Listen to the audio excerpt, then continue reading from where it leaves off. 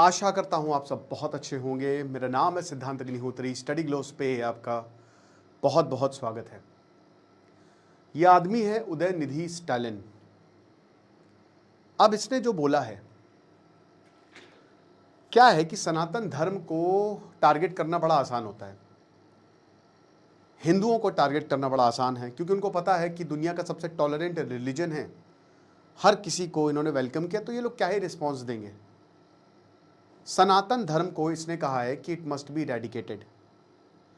और अजीब बात यह है कि विजय जो है वहां पे बैठ के इनको देख रहे हैं।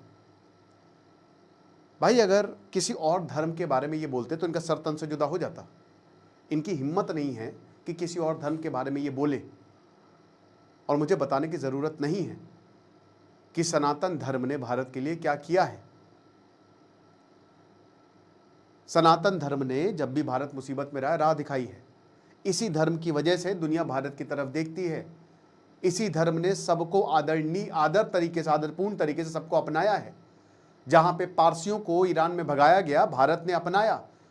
यहूदियों को जहां पे मारा गया, भारत ने अपनाया। यहां से, इसी धरती से सनातन के बाद और धर्म निकले। कहीं और औकात थी? आप क्रिश्चियनिटी का इतिहास देखिए, आप जुडाइज्म का इतिहास देखिए, इनफैक्ट अगर आप इस्लाम का इतिहास देखेंगे तो वहां पे कोई और धर्म की जगह थी नहीं। काटते ही देते थे, सीधा काट देते थे। भयंकर। लेकिन क्योंकि सनातन धर्म पीसफुल है, वो शांति की बात करता है, तो उनको टारगेट करना काफी आसान है। और इसीलिए इस तरीके की बातें बोलते से पहले भी इन्होंने सनातन धर्म को डेंगू मलेरिया से कंपेयर किया। मैं बोलना चाहता हूं कि अगर आपको इतना ही है तो हटा लो रामेश्वरम से अपना कंट्रोल, स्टेट कंट्रोल। तमिलनाडु की मैं बात कर रहा हूं दोस्तों, वहां पे बहुत बड़े बहुत भव्य मंदिर है। इनफैक्ट साउथ में बहुत भव्य मंदिर बने हुए, जहां पे हर दिन लाखों यात्री आते हैं, तीर्थ यात्री। मैं खुद रामेश्वरम गया हूं, खुद चेन्नई में कपिलेश्वरा और बहुत सारे मंदिर हैं। एक रिलीजियस स्टेट था और है तमिलनाडु। वहां पे आपको हर जगह बहुत ही खूबसूरत, बहुत ही प्यारे प्यारे मंदिर मिलेंगे। द्रविडियन स्टाइल ऑफ आर्किटेक्चर है। लेकिन क्योंकि इनकी पॉलिटिक्स चमक रही है, इनकी राजनीति चमक रही है, ये किसको खुश कर रहे हैं? हार के इनको संतुष्टि नहीं मिली, इसीलिए जनता ने इनको हरा दिया। ये भी एक बहुत बड़ा रीजन रहा है।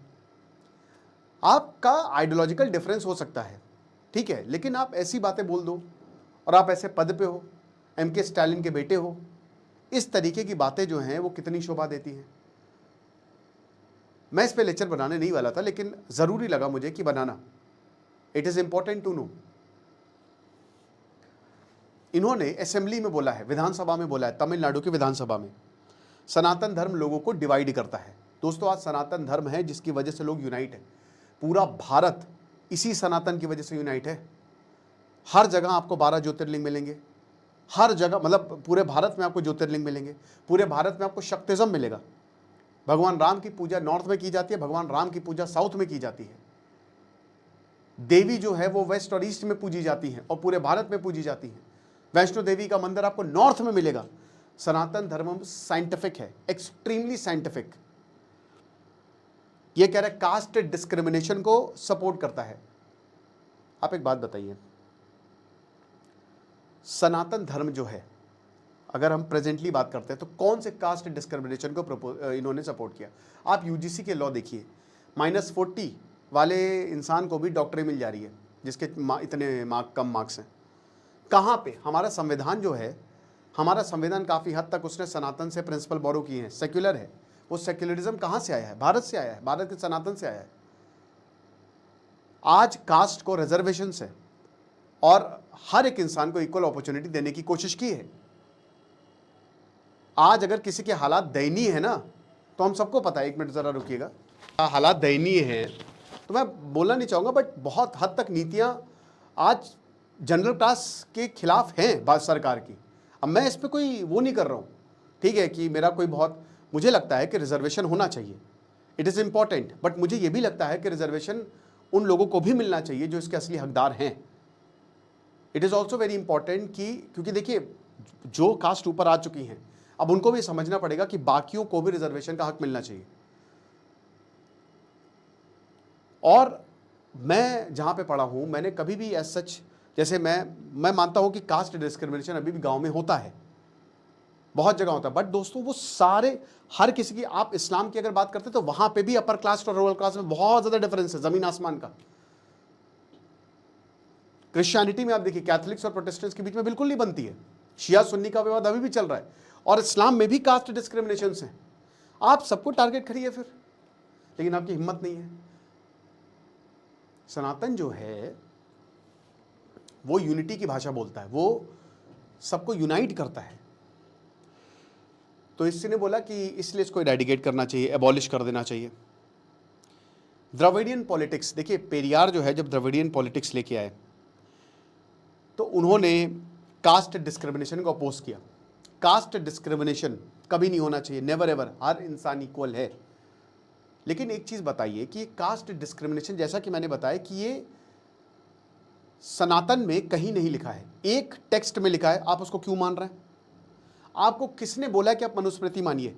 ये तो ब्रिटिशर ने जानबूझ के घुसाया है ये कि लो मनुस्मृति, ताकि लोगों को डिवाइड किया जा सके, भारत के लोगों को डिवाइड किया जा सके। लेकिन ये भारत के हर एक इंसान ने माना, यही कास्ट डिस्क्रिमिनेशन। तो दोषी कौन है? तमिलनाडु में भी जबरदस्त तरीके से कास्ट पॉलिटिक्स हुई, साउथ में तो और भयानक हुई थी कास्ट पॉलिटिक्स, पर उस पर आप बात नहीं करते। कास्ट डिस्क्रिमिनेशन, ब्राह्मणिकल, देखिए इन्होंने कहा कि ब्राह्मणों का डोमिनेंस बहुत ज्यादा है। देखिए ब्राह्मण किसी की खैरात मांग के नहीं आए हैं। एक चीज मैं बताना चाहता हूं, आजकल मैं देखता हूं कि ब्राह्मणों को बहुत ज्यादा टारगेट किया जा रहा है। कश्मीरी पंडितों को मार मार के भगाया गया, काट दिया गया, लेकिन उसके बावजूद वो अपने ज्ञान के बल पे आज बहुत अच्छा कर रहे हैं, आज बेहतरीन कर रहे हैं, हर फील्ड में वो आगे हैं। ब्राह्मणों ने विद्या को, मां सरस्वती को अपना हथियार बनाया और अपने ज्ञान के बल पे आगे आए। भारत जैसे देश में हर किसी को इक्वल अपॉर्चुनिटी मिली है, तो आप हर चीज ब्राह्मणों पे तो थोप नहीं सकते। उसके बावजूद सरकार की जो नीतियां हैं, मैंने क्या बताया कि उससे हर किसी को फायदा होता है, हर किसी को, और कई बार वो जनरल विरोधी रही है, पर तब भी ब्राह्मणों ने कभी कुछ नहीं बोला। उन्होंने कहा कि नहीं छोड़ो, आगे आगे बढ़ते रहो, अपना काम करते रहो और विद्या ग्रहण करते रहो। ये चीज हम क्यों भूल जाते हैं? तो इन्होंने क्रिटिसाइज किया ब्राह्मणिकल डोमिनेंस को, रैशनलिज्म और सोशल जस्टिस को प्रमोट किया, जो हर इंसान करता है भाई, ये बोलने की बात ही नहीं है। रैशनलिज्म, जो सोशल जस्टिस, भैया सनातन धर्म का तो ये कोर है, हर किसी को जस्टिस, इंसाफ मिलना चाहिए। और रिलीजियस ऑर्थोडॉक्सी, कोई भी कट्टरवाद नहीं चाहता। हर इंसान, जो आज भी धर्म के, सनातन धर्म के बहुत ठेकेदार आ गए हैं जो उल्टी सीधी बातें बोलते हैं, समझना चाहिए उनको। तो क्रिटिक्स यही बोलते हैं कि ये हिंदू बिलीफ्स को इंसल्ट है, बिल्कुल इंसल्ट है, ये सनातन को इंसल्ट है, इनको कोई फर्क नहीं पड़ेगा। बट विजय सीएम है, उनका जो व्हाइट पेपर है वो कमाल का है, उनको खड़े होकर बोलना चाहिए कि नहीं आप गलत बोल रहे हैं। और इस तरीके की बातें, क्योंकि डिवाइड करती हैं, ये तो राजनेता हैं, ये क्या करेंगे, इनका काम ही है डिवाइड करना। पूरे रिलीजन को, इनके जो वर्ड्स है वो टारगेट करता है, पूरे इंटायर रिलीजन को। मैं बताऊं, सनातन धर्म मंदिर सरकार के कंट्रोल में, और कोई भी रिलीजियस इंस्टीट्यूशन सरकार कंट्रोल नहीं करती। इस्लाम में ऐसा नहीं है, क्रिश्चियनिटी में ऐसा नहीं है, वो अपना बना सकते हैं, अपना खोल सकते हैं। मंदिरों पर सरकार का कंट्रोल है, आप हटाइए सबके, या तो आप यूनिफॉर्मिटी करिए ना, तब भी सनातन धर्म कुछ नहीं बोलता, चुप रहता है वो कि नहीं कोई बात नहीं, समाज की एकता के लिए जरूरी है। अयोध्या मंदिर दान से बना है, मंदिरों का कंट्रोल हो तो बहुत बहुत कुछ कर दे। कई जगह करप्शन होता है, तो उसके लिए बनाइए ना आप, कमेटी है, किसने मना किया? सरकार करप्शन पर कंट्रोल रखे, ये काम कर सकते हैं आप। हिंदू हेट्रेड है ये, वोट बैंक पॉलिटिक्स है, साफ साफ द्रविडियन पॉलिटिक्स। भाई देखिए, द्रविडियंस भी पहले अपने आप को हिंदू आइडेंटिफाई करते हैं, उनको उनकी जो टसल है वो आइडेंटिटी को लेकर है, उनके कल्चर को लेकर है, और वो उसको लेकर काफी इमोशनल है, राइट। तमिलनाडु की बात कर रहा हूं मैं, लेकिन यहां पे जबरदस्ती इसको एक धार्मिक रंग दिया जा रहा है। वोट बैंक पॉलिटिक्स है, पॉलिटिकल गेन्स के लिए। अभी देखिए, बता तो रहे कि क्योंकि हम लोग शांत रहते, लेकिन अगर थोड़ा सा हम बोलने लगे तो यही इनके सुर बदल जाएंगे उदयनिधि की, ये आदमी फिर कुछ और बोलेगा। डीएमके ने डिफेंड किया है, बोला कि नहीं ये सोशल इनइक्वालिटी को क्रिटिसाइज करिए ना, हर धर्म में करिए आप, अगर हिम्मत है, अगर किसी को औकात है तो बाकी धर्मों के बारे में बोल के दिखाएं। कमेंट्स आइडियोलॉजिकल थे, एंटी हिंदू नहीं थे। अच्छा, एक असेंबली में ऑन एयर ये दिख रहा है आइडियोलॉजिकल थे, तो आप आइडियोलॉजी की बात करते हैं ना, पर्टिकुलर धर्म को लेकर आप बोल रहे उसको खत्म ही कर देंगे, इरेडिकेट कर देंगे, और आपकी सरकार थी।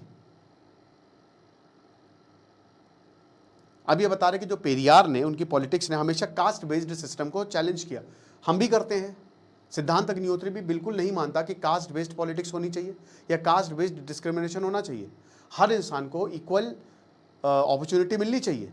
लेकिन आज यही राजनेता क्या इक्वल अपॉर्चुनिटी दे रहे हैं?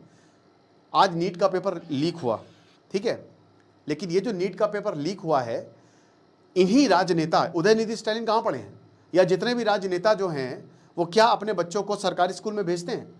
नहीं भेजते हैं। क्या वो सरकारी हॉस्पिटल में जाते हैं? नहीं जाते। बातें बड़ी बड़ी करेंगे, कास्ट बेस्ड पॉलिटिक्स, ये फलाना इतने ही अगर सोशल जस्टिस की चिंता है तो हटाओ अपने आप से प्रोटेक्शन, रहो तुम भी सामान्य जैसे। तमिलनाडु की अगर इतनी चिंता है,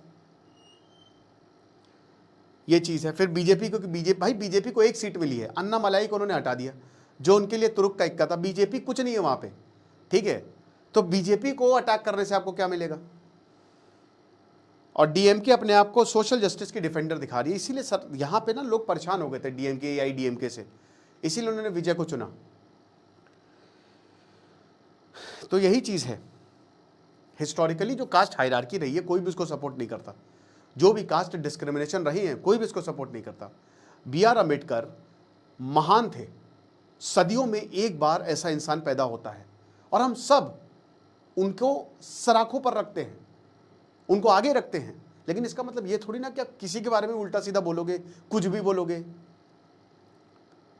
अब लीगल एक्शन जो है वो बिल्कुल, क्योंकि लोगों ने बोला कि लीगल एक्शन होना चाहिए, लेकिन कोर्ट्स बोलते हैं क्या स्पीच डायरेक्टली वायलेंस को इंसाइट करता था? क्या ये हेट स्पीच के अंदर आता है? क्या ये प्रोटेक्टेड ग्रुप को? देखिए, इंटेंट को देखा जाना चाहिए। इंटेंट क्या है? इंटेंट देखिए कि उदयनिधि स्टालिन ने ये पहली बार नहीं बोला है, ये आदमी बोलता रहा है, ऐसी हेट्रेट फैलाता रहा है। अब ये रिलीजन, कास्ट, आइडेंटिटी, पॉलिटिक्स, हर एक चीज को कंबाइन करता है। तो मेरे ख्याल में इन चीजों पर ध्यान देना पड़ेगा। It is very very important. बाकी आपको क्या लगता है आप मुझे कमेंट बॉक्स में बताइएगा। खुश रहिए, पढ़ते रहिए। दिस इज सिद्धांत अग्निहोत्री साइनिंग ऑफ। एक बहुत ही शानदार कोर्स हमने लॉन्च किया है 75 डेज और 100 डेज की सक्सेस के बाद। अगर आपको पॉर्न एडिक्शन है, हमने आपके लिए कोर्स बनाया है। 23 मई से क्लासेस शुरू होंगी। 50 डेज एडवांस चैलेंज, ठीक है। तो 500 रुपये का ये कोर्स है। 50 दिन तक हर दिन एक नई टेक्निक बताई जाएगी। Thank you so much.